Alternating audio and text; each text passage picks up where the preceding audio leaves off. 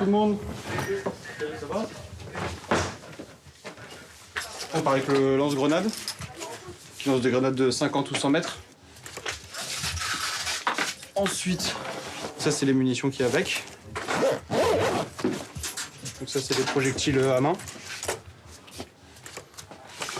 Ça, en général on en met une sur nous, et c'est au cas où. Et on part avec ces munitions là. C'est tout, c'est déjà pas mal.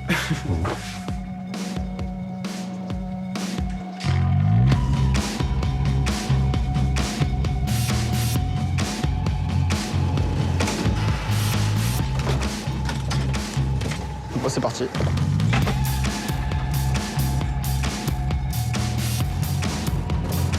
Je m'appelle Tintin, j'ai 24 ans, je suis policier depuis 2 ans. J'ai de la famille aussi dans la police, donc ça m'a beaucoup motivé. J'ai une famille de militaires, de policiers, donc on a ça dans le sang.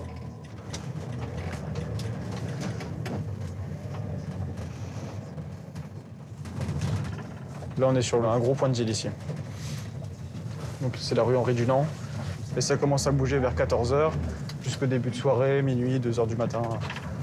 En général, c'est à ce moment-là qu'il y a le pic d'activité, mais le matin, c'est très léger.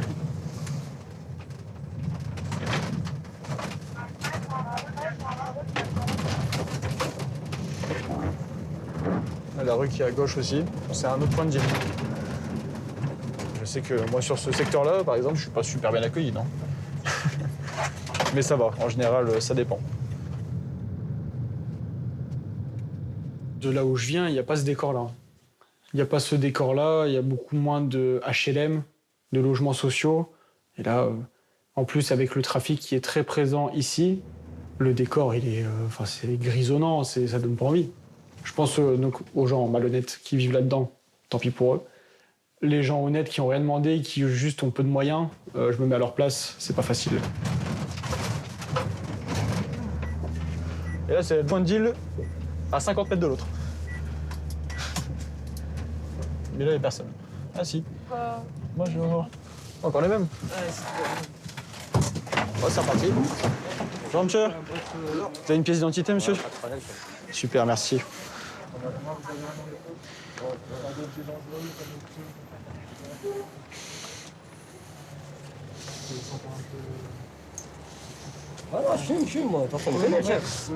Vous avez une consommation ou pas sur vous? Non, rien. Rien du tout? Même pas une boulette, une crotte de nez, rien du tout? Pendant le contrôle, quand on leur parle, on regarde beaucoup leurs yeux parce que souvent quand quelqu'un ment, ses yeux le trahissent. C'est du comportement au final.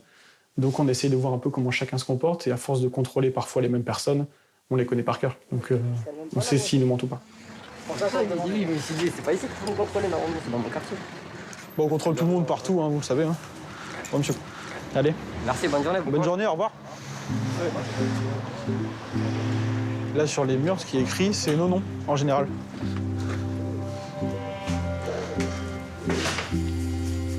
C'est pour notre fille.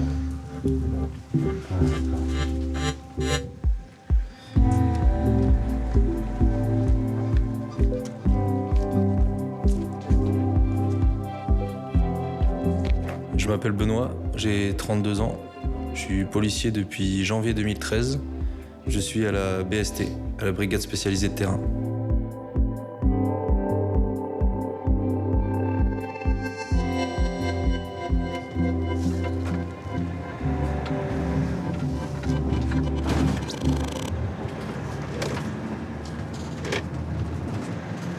Ça a crié. Ouais, ça crie. Attends. Ah, c'est un ballon. Ça a arraché la Clio. Ah ouais, ça arrache. De BST Bravo, on se fait jeter du poivre par un véhicule Renault Clio gris. On est au niveau de Tuileries. À mon avis, je vais prendre une question. Direction Roland Vachette. Je sais même pas si ça marche, ça.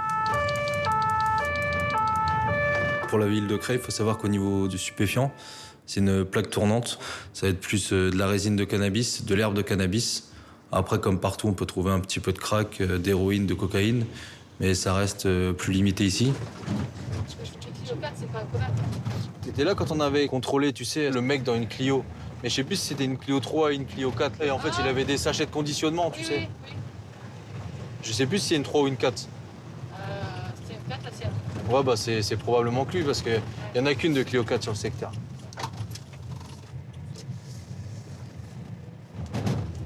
C'est vraiment quasiment du 100% quand on fait une descente. Hein. C'est pas comme dans les autres quartiers où est-ce qu'ils innovent pour dissimuler. Ici, ils s'en fichent. Ils font ça en plein milieu de la cité. Et... toute impunité. Oh, voilà. Bon, de toute façon, ça sert à rien d'y aller, là. Non. Et ils ont fini. Voilà. Bah, ça a été délaissé pendant pas mal d'années. Ils se sont construits leur petite société là-dedans. Et puis, en fait, c'est une micro-ville dans la ville. Avec une grosse entreprise illicite. Descends.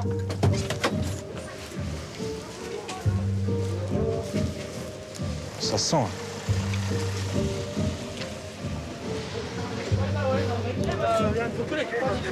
En fait, dès que nous, on détruit un point de deal, il y en a un qui va se recréer quelques jours après sur la rue d'en face, sur le quartier d'à côté. Enfin, on va dire c'est un travail sans fin.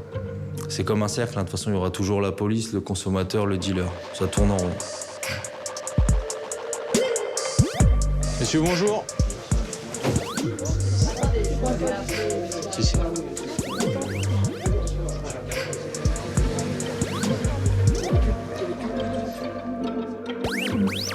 Et en fait, au moment de la palpe, il commence à distribuer des patates de forain aux collègues.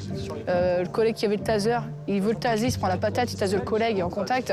Et en fait, il m'en met une, j'en mets aussi. Parce que entre-temps, en fait, j'aime bien cette circonscription, car tout simplement, en fait, il y a énormément de délinquance. Les produits stupéfiants sont le fléau de la circonscription, et il y en a partout. Du coup, en fait, c'est le jeu du chat et la souris, il faut trouver. Des fois, on gagne, des fois, on perd. Donc, on aime bien gagner. Du coup, on cherche tout le temps.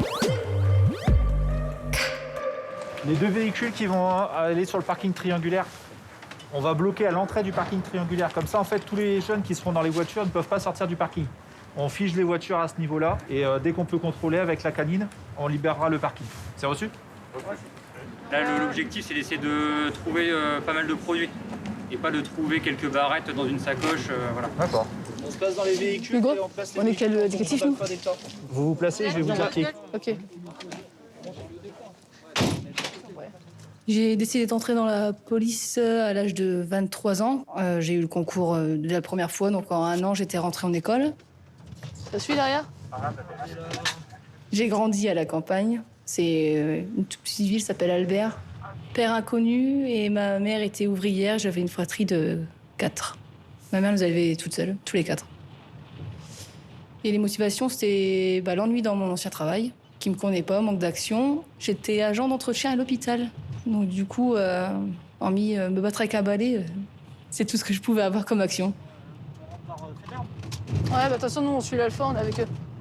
Et les attentats ont joué aussi beaucoup. Du coup, je me suis engagée. Ça se barre là-bas, ça se barre là-bas.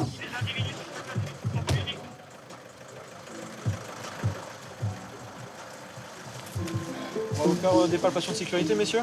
On vous descend un par un. Hop, un par un. Monsieur, On se barre là-bas. C'est un par un.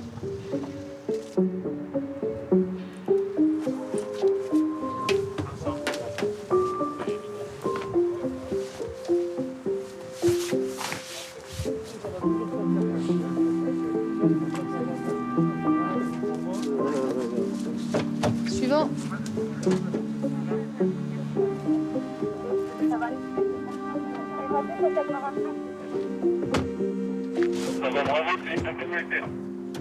TI 120 de BST Alpha et BST Bravo. Ouais, concernant notre secteur, RAS, on reste sur notre position au commerce ou on vous rejoint? Vous restez en position, le chien Stubari là. Ouais, c'est reçu.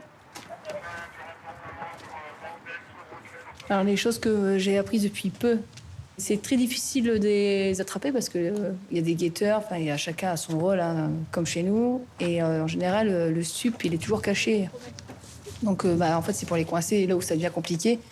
Et c'est là où il est le nerf de la guerre, c'est comment faire pour avoir des preuves.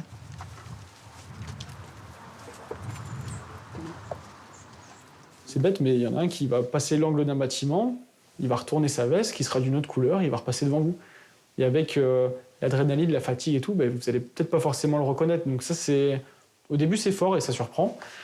Ensuite, il y en a qui sont très habiles. Ils peuvent cacher du stupéfiant partout. Vraiment partout, mais on dirait des magiciens avec leurs mains. Ça passe d'un côté, ça passe dans la manche, ça va dans le pantalon, c'est un peu partout. Et au début, justement, quand on est jeune policier et qu'on n'a pas l'œil, on ne le voit pas.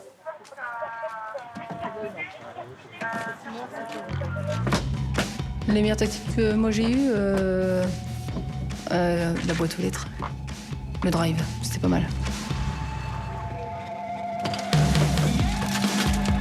Voilà, c'est nickel. Ça sent un chasseur. Ah, ça va ? Ah oui !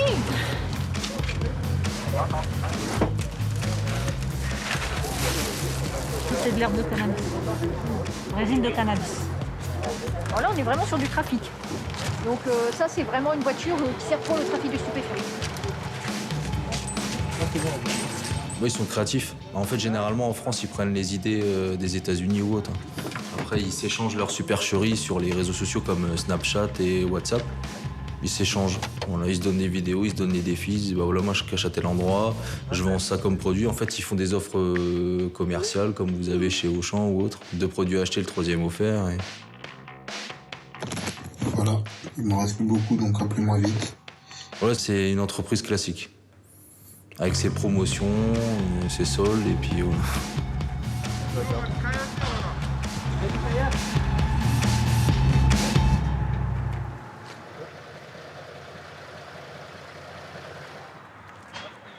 Moi, je pensais pas que c'était autant organisé. En fait, ils sont aussi bien organisés pour la plupart que nous. Tout est normé, tout est cadré.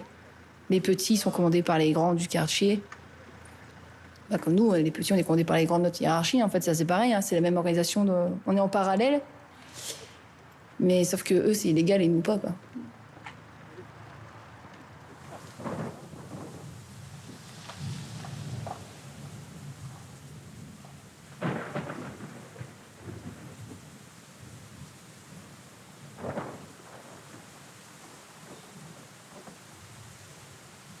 Ici, en fait, on recherche le haut du spectre de la criminalité, c'est-à-dire que, en fait, le stupéfiant, c'est des petits ruisseaux qui coulent, qui aboutissent sur une rivière, qui aboutissent sur un fleuve.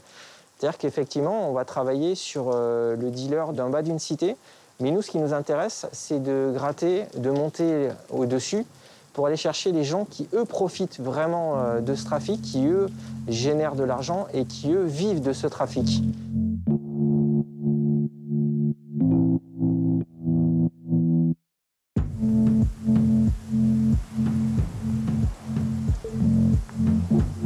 Avoir, j'ai envie de dire, n'importe qui en haut, quelqu'un qui a fait des études supérieures, quelqu'un qui n'a pas fait d'études, qui a fait l'école de la rue, on va dire. On peut être à la tête d'un réseau de stupéfiants, en profiter, mais habiter en plein Paris 16e et à revendre de la cocaïne à tous ses amis qui sortent de grandes écoles. Pour moi, il n'y a aucun profil type.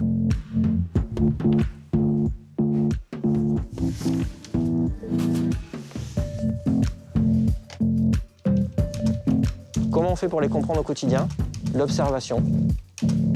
C'est vraiment ça la base du métier, comprendre, observer.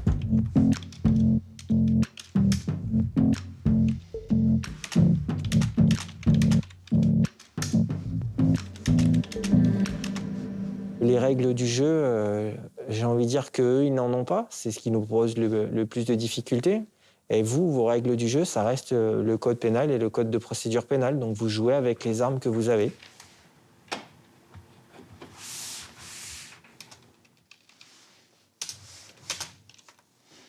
Quand vous observez un trafic, vous vivez avec les gens, vous savez ce qu'ils font, vous savez les difficultés auxquelles ils font face. Et on se rend compte qu'en fait, sur une organisation criminelle, on va dire que, mis à part ceux qui sont vraiment tout en haut, tout le reste, ils n'en profitent pas vraiment, ils galèrent. Ils galèrent, ils prennent des risques pour les autres, c'est eux qui tomberont, c'est eux qui iront en prison, mais pour finalement pas grand-chose.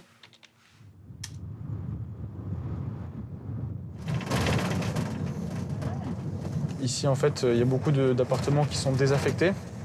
Et les jeunes, ils squattent le hall. Alors, en général, il fait assez noir le soir. Il n'y a personne aujourd'hui. Ils ont accès au toit aussi par des trappes. Et ici, par exemple, c'est un point de vie, mais la population est beaucoup plus jeune. C'est plus des gamins de 14, 15 ans.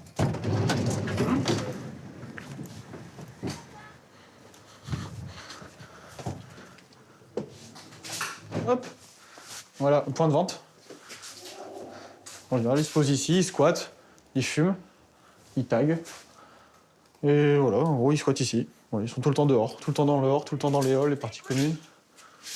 Il y a un peu de tout, hein. Voilà.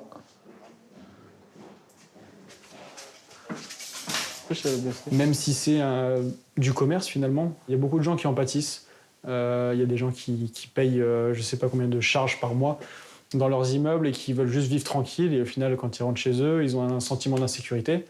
Il y a 10-15 personnes qui squattent littéralement dans leur hall, qui dégradent, qui fument, voilà. Donc oui, la misère ici, c'est quand je suis arrivé ici que je me suis rendu compte de la détresse de certaines personnes.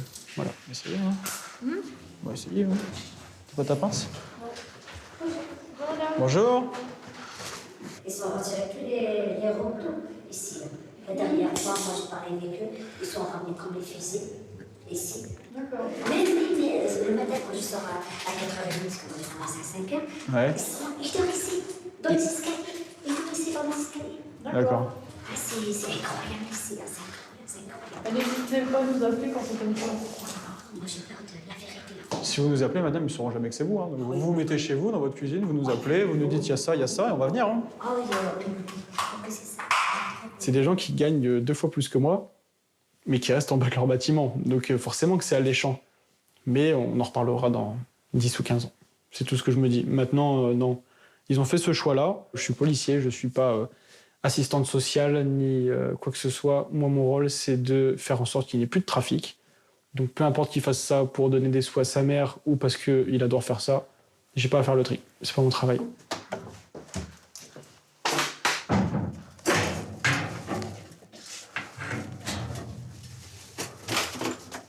En fait, toutes les caves des bâtiments à la commanderie sont dans le même état que celui-ci. Super. Ce qu'on nous demande, nous, la BST, c'est de reconquérir les territoires qu'on a petit à petit perdus.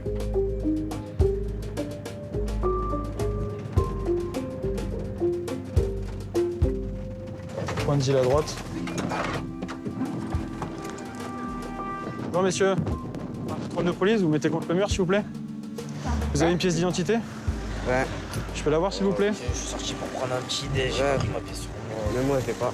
Je l'ai pas. Je vais vous faire une palpation, monsieur. Vous pouvez vous tourner? Ce qui gère le territoire, malheureusement, c'est pas les jeunes juste qui squattent. Hein. Ça suffit de les bouger, il n'y a pas de souci. Hein.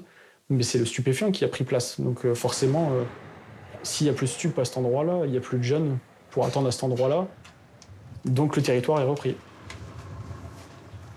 Du coup, on a une politique de harcèlement, entre guillemets, dans le sens où on va contrôler, recontrôler, repasser, parfois même sans contrôler.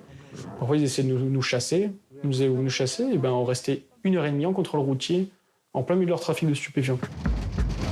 Un individu qui court direction Robert-Train. Robert-Train? Attends, bouge pas, lâche-nous à pied, lâche-nous à pied.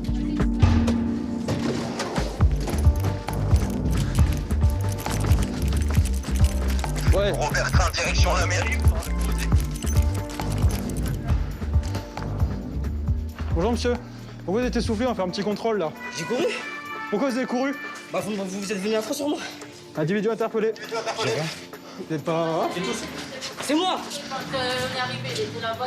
Bah attends, ouais, vous me braquez, vous braquez. Hey. Mets-toi là, arrête de bouger. Arrête de bouger. Fais le contrôle, ça se passe bien. Et pourquoi tu... Regarde-moi. Si tu cours. Mais c'est normal, vous êtes regardez, vous êtes combien? Mais si tu n'as rien, pourquoi tu cours? Parce que j'ai pas des papiers d'identité. Regardez, vous êtes combien, ouais? Mais justement, pour des papiers, cours pas. Reste calme. Nous, on pense que c'est pire. Non, y'a rien. Bah, justement, tu nous laisses vérifier. Forcément, on arrive à 14. Donc, ils se mettent à courir, même s'ils n'ont rien à se reprocher. Et une fois qu'on les attrape, on dit pourquoi tu cours? Et là, ils n'ont pas de raison. C'est qu'ils nous disent on a peur. Pourquoi faire? Pour rentrer chez toi, là, tu rentres chez toi. Oui. D'accord. Tous les jours, on voit les mêmes têtes, en fait, tout simplement. Des fois, on échange cordialement avec eux. Hein. Vous allez bien? On répond aussi. Hein. Il y a aussi de l'échange Quand même, il n'y a pas que la violence, ils savent parler à un moment donné. Alors, donne-moi ton carnet de correspondance. Parce que il y a marqué police et je te demande ton carnet de correspondance. Carnet de correspondance. Carnet de correspondance. On traverse des montagnes ici.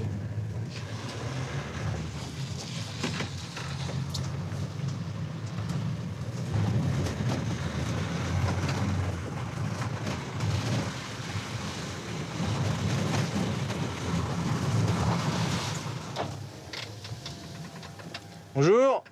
Bonjour. Vous faites quoi là? Je suis avec lui. Ouais bah, ouais non. Et lui il est avec lui, c'est ça? Ouais. Voilà. Le masque? Ouais, elle est là, dans l'embarquer. D'accord. Puis accessoirement, c'est le confinement aussi. Hein. D'accord, merci. Voilà. Bonne journée. Merci vous-même, bon courage. Ça, il comprend rien.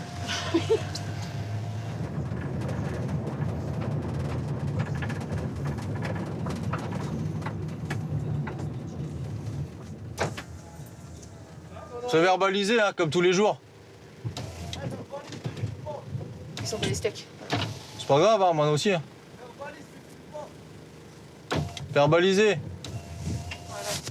Donc, c'est l'avantage quand on les connaît à force. C'est qu'on a plus besoin de se mettre en danger, à descendre contrôler, c'est qu'on connaît leur identité. Bon, là, il fait le caïd, mais bon, en fait, quand on le verbalise, après, il vient nous voir avec ses verbalisations, puis il pleurniche. Ouais. Parce que ça reste des grands enfants. Il y a un lien qui se crée, on les croise tous les jours, voilà. Je vois plus ces gens-là que ma famille, hein, donc à un moment, forcément, je les connais. Madame, bonjour. Bonjour. On va faire un petit contrôle de police. Genre dans toute la place là, vous êtes venus pour moi, vous avez rien à faire. Tiens. On dit tenez. Tiens. Tu veux ou tu veux pas? Vous avez décidé d'être chiant en fait aujourd'hui. Ouais. Oui. Parce que vous décidez d'être chiant. Non, on n'est pas frères, on fait notre travail déjà. Pourquoi vous venez voir moi dans tout ça? Vous avez rien à faire. Parce que vous êtes tout le temps dehors sur attestation. Bah, ce qu'on apprend quand on les côtoie tous les jours. Bah, pas grand-chose. Hein.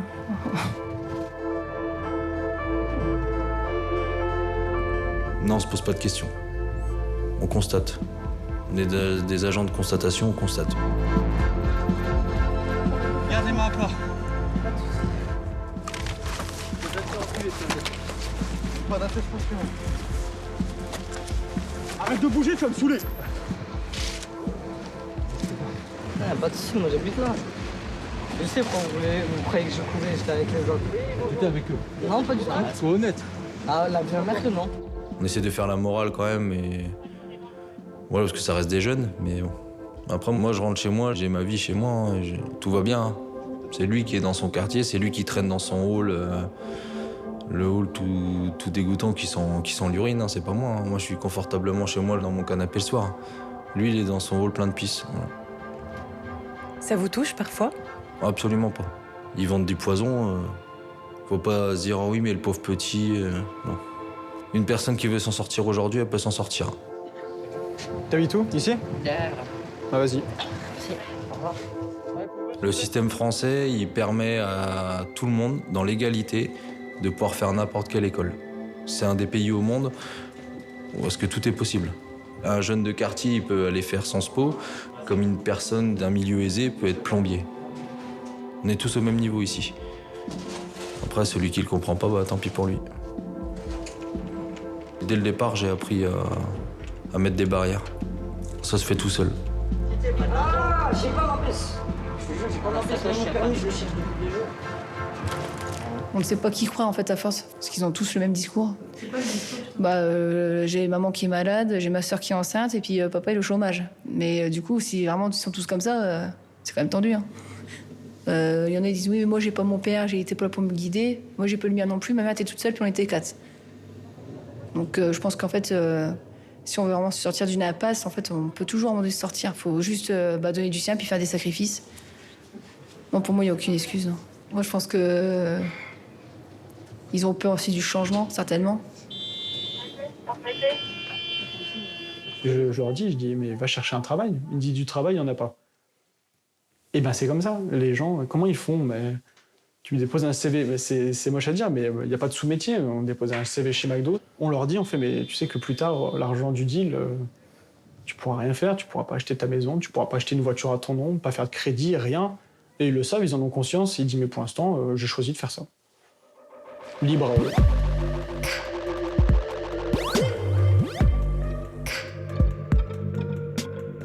Pourquoi ils en arrivent là? C'est des questions de société. Moi, je pense que c'est la misère qui, au départ, peut amener les gens à basculer là-dedans.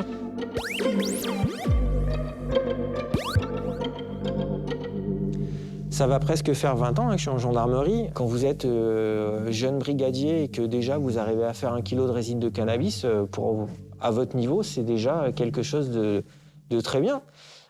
Quand vous arrivez en section de recherche, quand vous faites 1 tonne de cannabis, aussi, pareil, c'est quelque chose de très bien. Et pour moi, ce qui est plus pertinent, c'est pas forcément de taper le produit, mais c'est plutôt d'arriver à intercepter l'argent qui va acheter ce produit. C'est plus gratifiant. Vous avez des résultats, certes, qui peuvent paraître dérisoires par rapport aux stupéfiants qui rentrent en France, mais qu'est-ce qui se passerait si on faisait rien? Est-ce que ça serait pas pire? Est-ce que ça serait pas l'anarchie? Est-ce que tout le monde ne voudrait pas le faire? Est-ce que vous auriez pas plus, justement, de règlements de compte? Est-ce que vous n'auriez pas plus de problèmes de santé? Comme il n'y aura aucune enquête, un gamin, peut-être de 8 ans, il va se retrouver avec une dose de crack ou une dose de cocaïne. Peut-être que ça se démocratisait tellement dans un collège, dans une école primaire, vous retrouvez avec des stupéfiants.